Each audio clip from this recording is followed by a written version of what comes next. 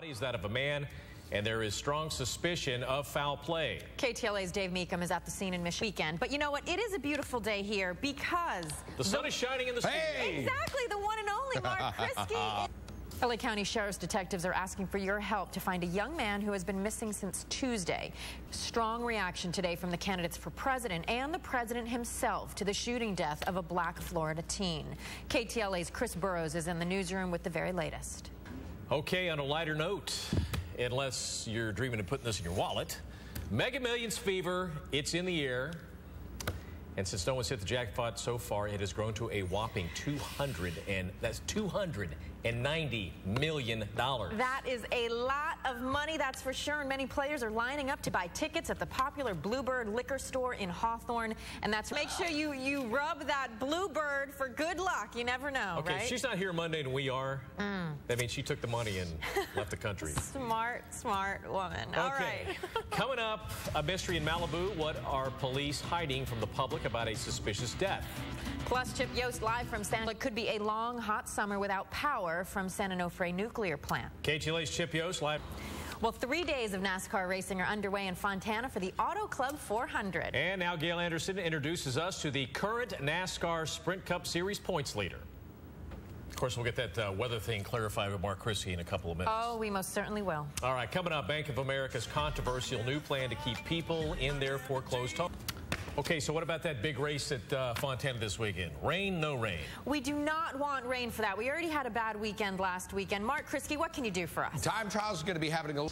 All right, Mark, thank you. And more of your top stories are coming up next. Jim Nash live with details on a mystery in Malibu. Because there was a pool of blood, it first looked like a violent murder in front of the restaurant. But now the death of the kitchen worker may be from a disease. KTLA's Jim Nash is live outside Guido's Malibu restaurant with more on the mystery death. Jim.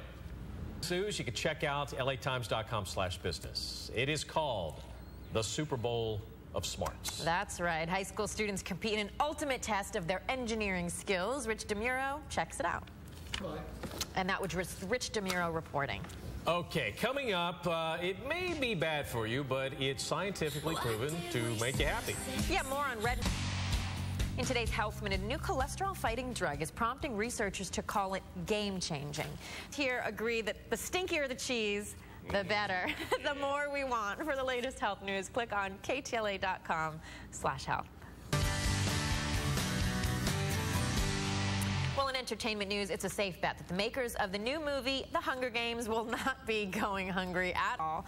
All right, and are you ready to train like a tribute? The New York Sports Clubs is offering a workout designed after the excellent job, Terry. Have fun. Thank you. Yay, happy Friday. Enjoy the show. All right, still to come, a tasty breakfast dish that is great for weekend mornings. Learn how to... Well, you know, if Mark Kriske is right about this weekend's weather, and Mark is always right. I mean, come on. Well, then today's Eat Beat will just be perfect. LA Times food editor Russ Parsons has just the right recipe for a cold weekend and a breakfast in bed type of weekend. Let's take a look.